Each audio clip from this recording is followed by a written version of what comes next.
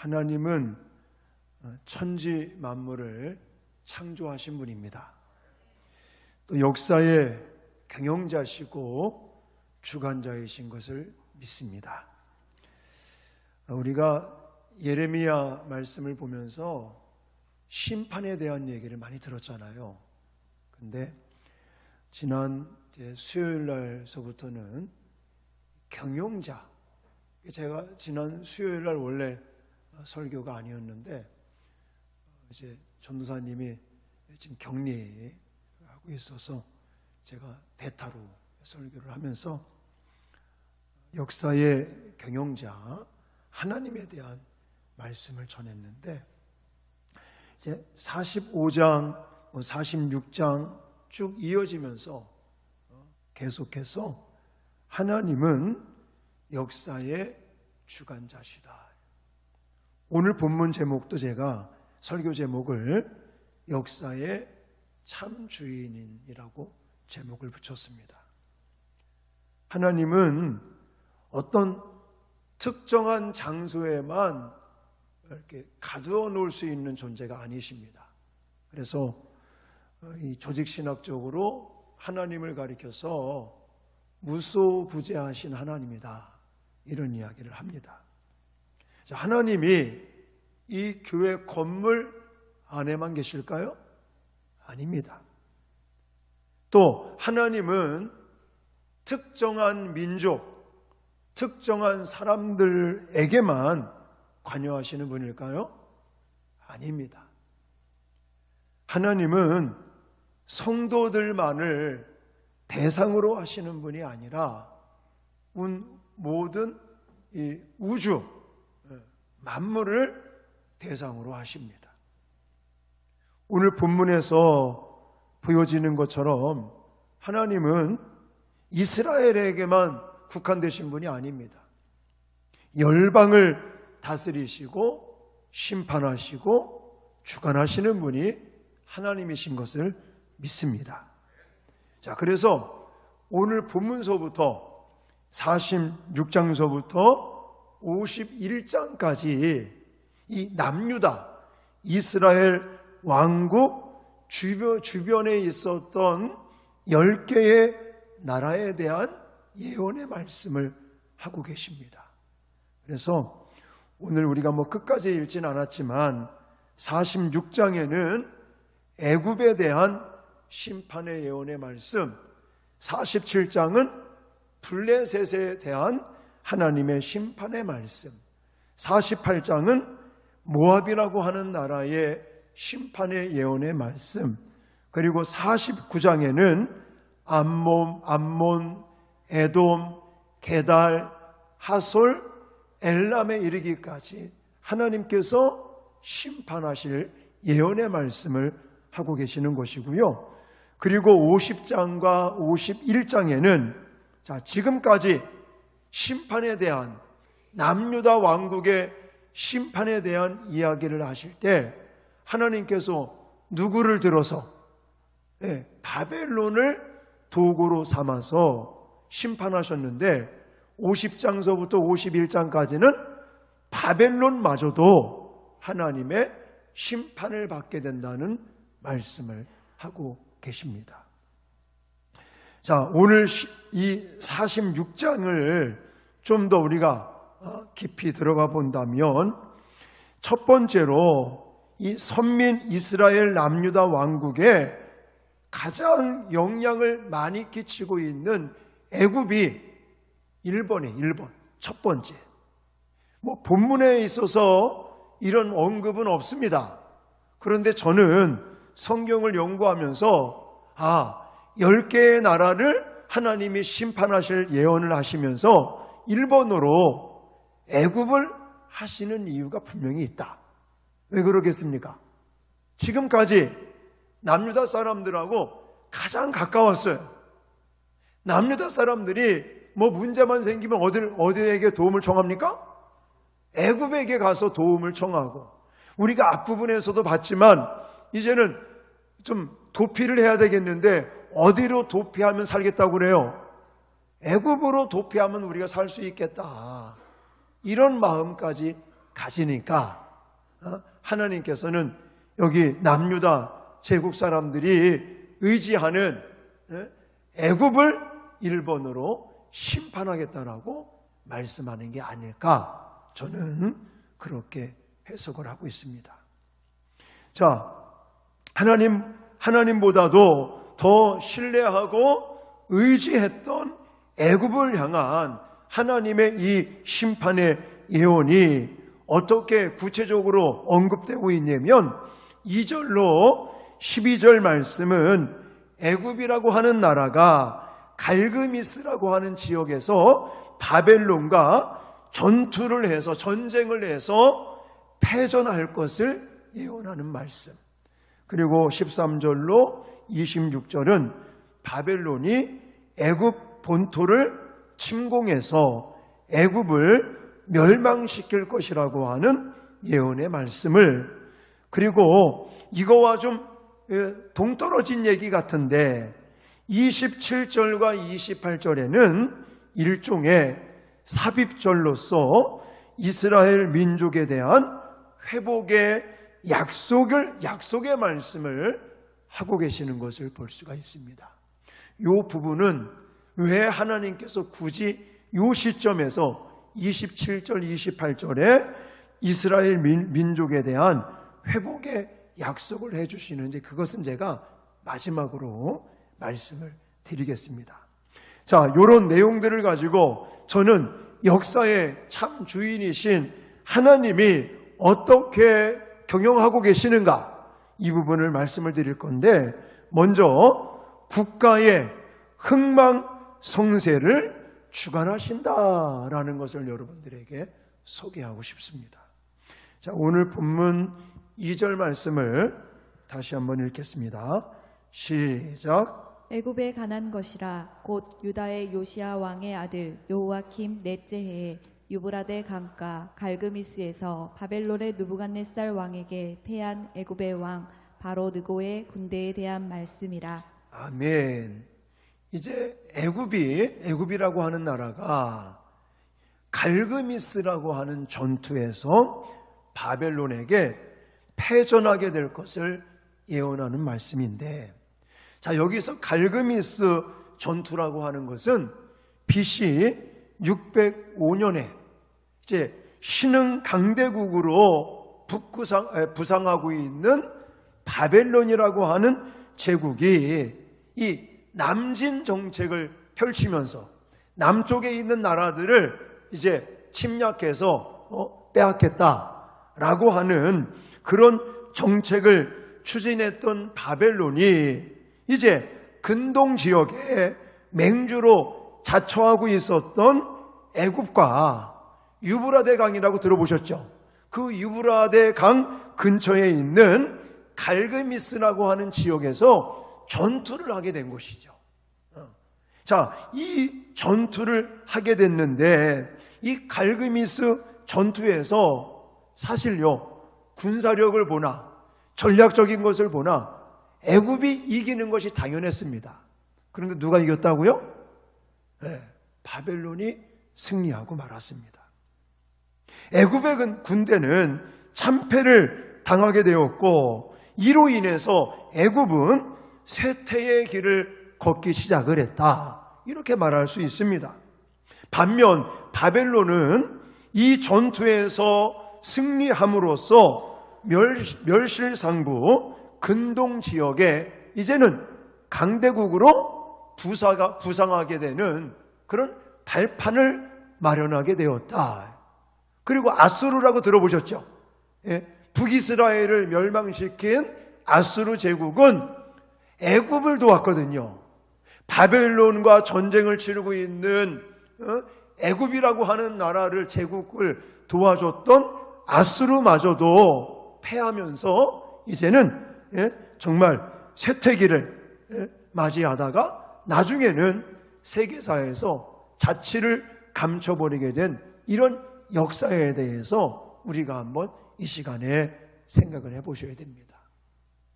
자, 지금 제가 간단하게 BC 600년경에 있었던 근동 지역, 그 지역에 있었던 지금 세계사에 대한 간단한 말씀을 여러분들에게 해드렸거든요. 이것이 바로 누구의 주권 속에 있다는 거예요? 하나님의 주권 속에 있다는 것이다. 바벨론이라고 하는 제국이 흥하게 됩니다. 애굽이라고 하는 나라는 이제 망하게 됩니다. 전투를 하고 갈그미스라고 하는 그 지역에서의 전투는 100% 사람들이 판단할 때 군사력을 보나 전략적인 것을 보나 바벨론 제국 군인들은 또 많은 원정의 길을 왔고 여기서 전쟁을 하면 반드시 애굽이 이긴다는 것이 그게 당연한 것인데 여기서 애굽이 이기지 못하고 바벨론이 이긴 것은 바로 하나님의 주권 속에서 그렇게 된 것이다. 할렐루야. 자, 15절 말씀을 가보세요. 15절 읽겠습니다. 시작. 너희 장사들이 쓰러짐은 어찌함이냐 그들이 서지 못함은 여호와께서 그들을 몰아내신 까닭이니라. 아멘. 분명히 얘기했잖아요. 너희 장사들이 쓰러짐은 어찌미냐. 쓰러질 수가 없었는데 애굽의 군인들이 더 강력한 힘을 가지고 있었고 강력한 군사력을 가지고 있는 애굽이 절대 쓰러지지 않을 건데 애굽이 쓰러진 이유가 뭐라고요?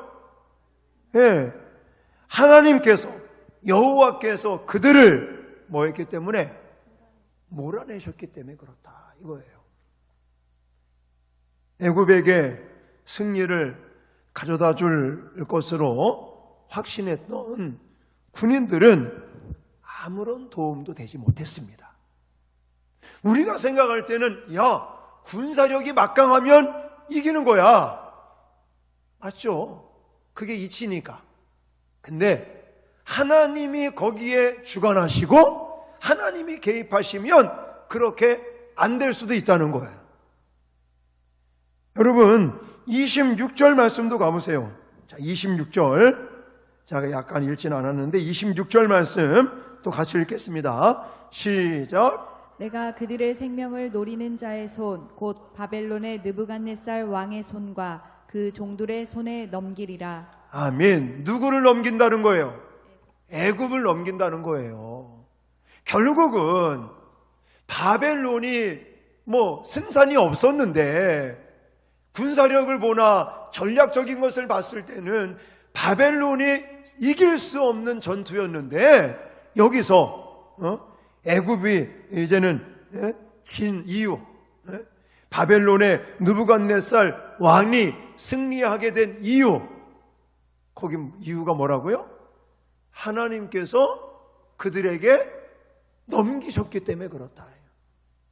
애굽의 멸망이 바벨론 왕 느부갓네살에 의해서 주도될 것을 이야기하고 계시는 거예요. 근데 그걸 누가 그렇게 만드셨다고요? 하나님께서 그렇게 만드셨다. 할렐루야. 이게 바로 성경이 우리에게 강조하고 있는 내용입니다. 여러분, 방금 말씀드렸지만 애굽의 멸망이 군사력의 약함이 있는 것이 아니었었어요. 하나님의 주권적인 심판의 결과라고 성경은 우리에게 말씀하고 있습니다. 즉 애굽에 대한 바벨론의 승리가 단지 뭐 군사력 때문에 그런 거냐? 아니에요. 이것은 전적으로 하나님의 주권적인 개입 때문이라는 것을 믿으시기 바랍니다.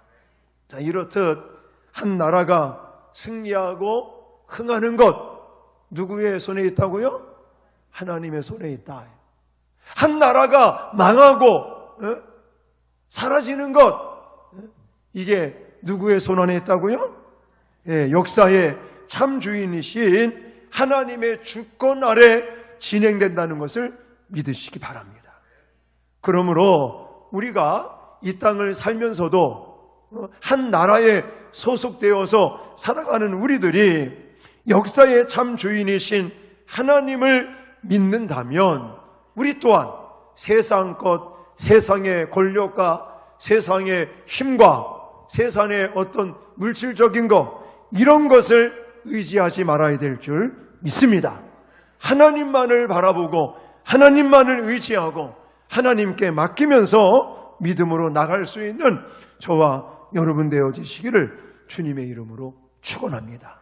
이럴 때 우리에게 강력하게 필요한 게 뭐냐면 하나님의 섭리에 대한 시각을 갖는 것입니다. 자, 이게 무슨 말이냐면 10절 말씀을 보시면 됩니다. 자, 10절 세 번역본으로 같이 읽겠습니다.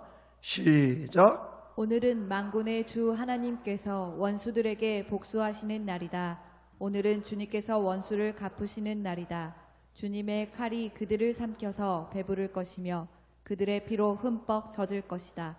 오늘은 만군의 주 하나님께서 북녘 땅 유프라테스 강가로 오셔서 희생 제물을 잡으시는 날이다. 아멘.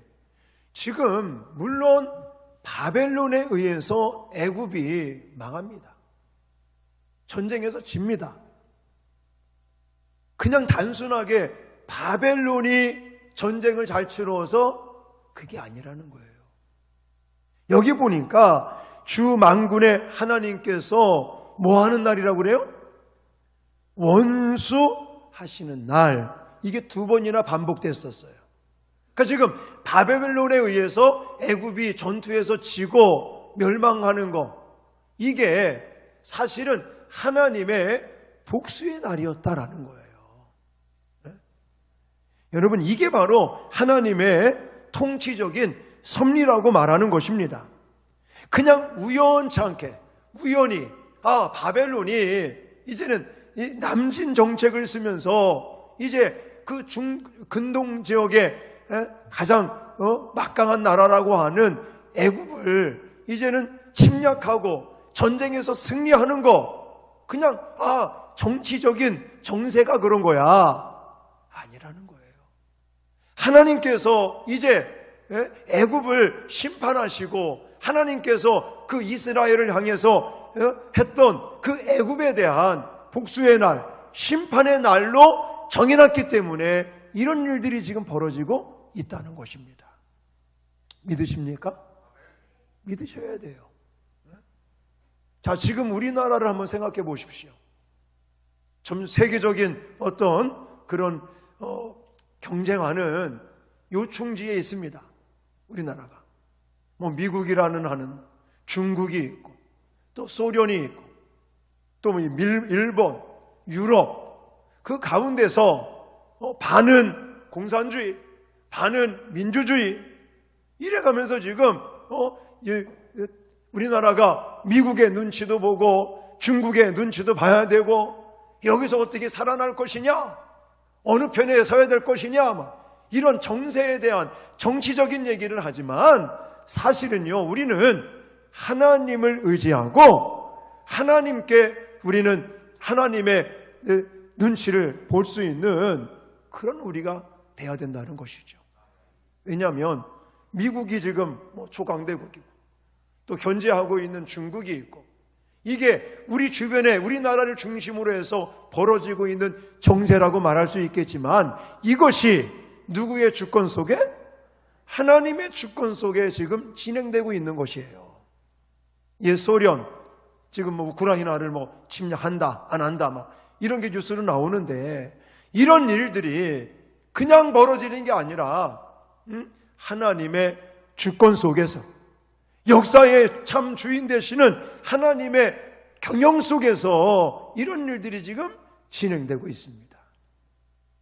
왜 한 2년 전인가요? 얼마 전에 우리나라하고 북한하고 별로 사이가 안 좋고 그래서 막 분위기가 안 좋을 때가 있었어요. 그때 외국에 있는 사람들하고 제가 통화를 할 때가 있었는데 우리나라가요 전쟁 날 거라고 생각하고 있더라고. 아이고, 한국에 전쟁 날 것 같던데 이러더라고. 우리는 전혀 그런 생각 안 하잖아요. 특히 저는요, 절대 우리나라에서는 전쟁이 이제 안 일어난다.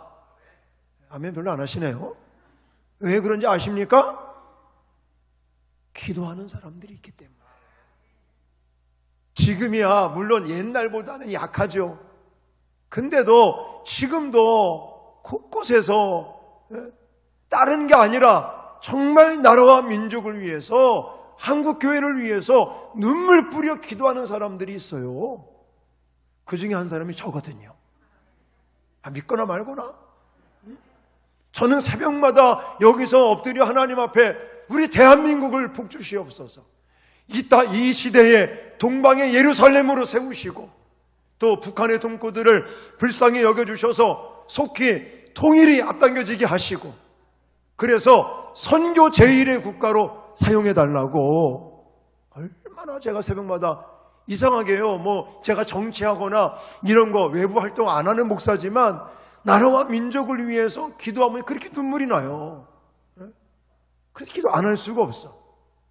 저처럼 정말 나라와 민족을 위해서 기도하는 사람들이 얼마나 많다고요. 이곳에도, 우리 성도들 중에도 나라와 민족을 위해서 기도하시는 분들 계시잖아요. 이 기도가 있는데 어떻게 김정은이가 까불 수 있겠느냐고요. 미사일을 쏘건 말건 그냥 신경 안 썼으면 좋을 것 같아.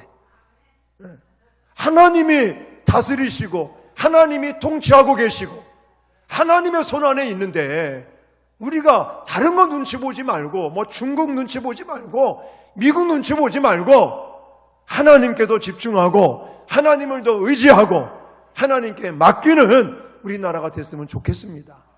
우리가 대놓고 그런 것을 정치적으로 할 수 있는 사람들은 아니지만, 우리는 기도를 통해서 모든 것을 하나님께 맡기고 하나님을 의지하고 역사의 참 주인 되시는 하나님 앞에 더 엎드리고 기도할 수 있는 저와 여러분들이 돼야 될 줄 믿습니다.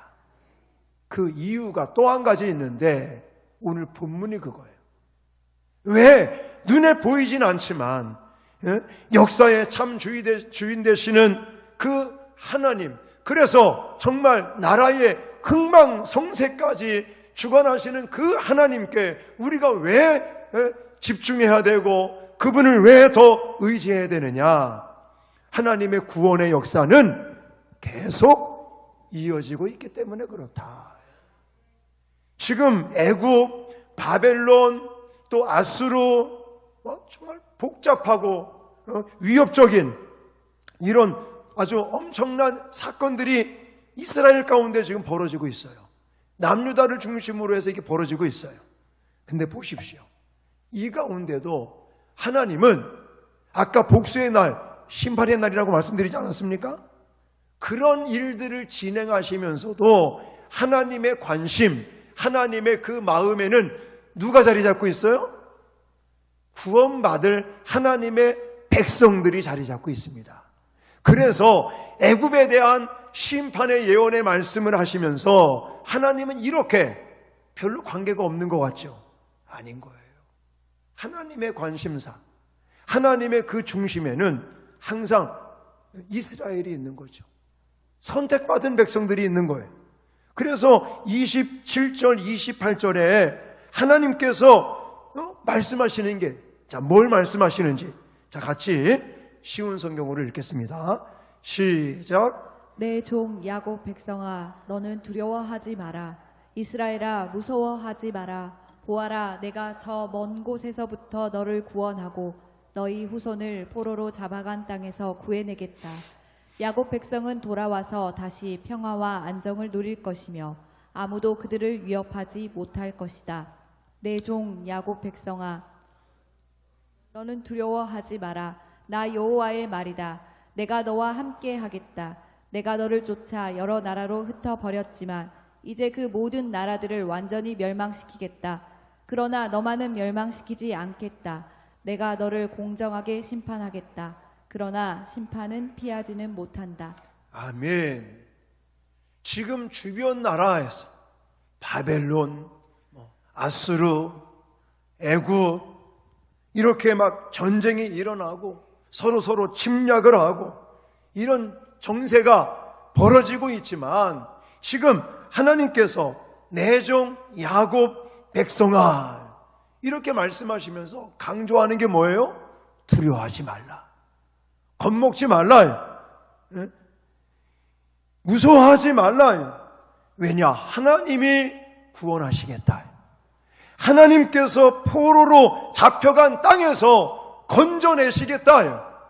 그리고 정말 평화와 안정을 누리게 할 것이고 내가 너희와 함께 하겠다. 이 말씀, 이 약속을 하고 계십니다. 그런 거죠. 우리나라도 마찬가지예요. 미국 눈치 봐야지, 중국 눈치 봐야지. 뭐 지금 여기 남유다 사람들이 애굽 눈치 봐야지, 바벨론 눈치 봐야지, 이런 것처럼 이런 정세들이 벌어져도, 그래서 막 침략이 일삼고 이래도 두려워하지 말고 무서워하지 말라. 이유는 뭐예요? 하나님이 구원하시겠다.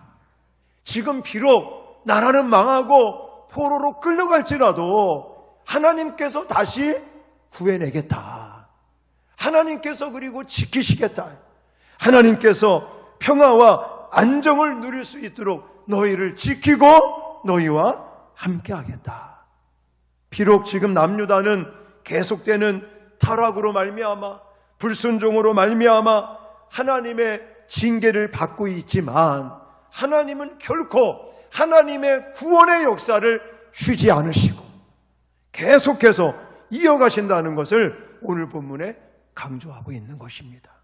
자, 27절도 보세요. 27절. 자, 다시 한번 야곱 백성은 돌아와서 다시 평화와 안정을 누릴 것이며, 그러면서 28절에 나 여호와의 말이다, 내가 너와 함께 하겠다라고 말씀을 하셨어요. 그러니까 지금 이렇게 아주 복잡한 정세, 힘들고 어려운 상황, 나라는 지금 침략을 당하여 빼앗겼고 포로로 끌려갔고 또 도피하기 위해서 애굽으로 막 도망다니고 여기 눈치 보고 저기 눈치 보는 그런 지금 상황인 것 같지만 하나님께서 너희를 구해내겠다. 하나님이 평화와 안전을 누릴 수 있도록 해주겠다. 그리고 임마누엘 함께 해주시겠다고 약속하신 이 예레미야 시대의 이 약속이 저와 여러분에게도 주어진 약속인 것을 믿으십시오. 자, 이사야 선지자 때도 마찬가지. 우리가 너무나 잘 알고 있는 성경 구절 있잖아요. 예레미야 시대 때와 똑같은 말씀을 이사야 선지자 시대 때도 말씀하고 계시는데, 자, 이사야 41장 10절 말씀 다 같이 읽겠습니다. 시작. 두려워하지 말라. 내가 너와 함께 함이라. 놀라지 말라. 나는 내 하나님이 됨이라. 내가 너를 굳세게 하리라. 참으로 너를 도와주리라. 참으로 나의 의로운 오른손으로 너를 붙들리라. 아멘. 이 약속들은 예레미야 선지자 시대, 그리고 이사야 선지자 시대를 살던 남유다 이스라엘에게만 주시는 것이 아니라 이 약속의 말씀, 하나님의 이 언약의 말씀을 신뢰하고 붙들고 있는 모든 하나님의 백성들에게 주시는 위로와 소망의 약속인 것을 믿으시기 바랍니다. 저와 여러분들에게 주시는 위로와 소망의 말씀인 것을 믿으시기 바랍니다. 그래서 하나님께서는요, 한 번 택하신 백성을 절대 놓지 않으십니다. 하나님께서 우리를 구해내시고 언제든지 함께 하시고 또 안전히 거하도록 지켜주시고, 이제는 다시 이 어떤 슬픔과 괴로움과 큰 환난 속에서 이제는 믿음으로 극복해 나가 웃을 수 있는, 춤출 수 있는 그날을 하나님께서 준비하고 계심을 믿으시기 바랍니다.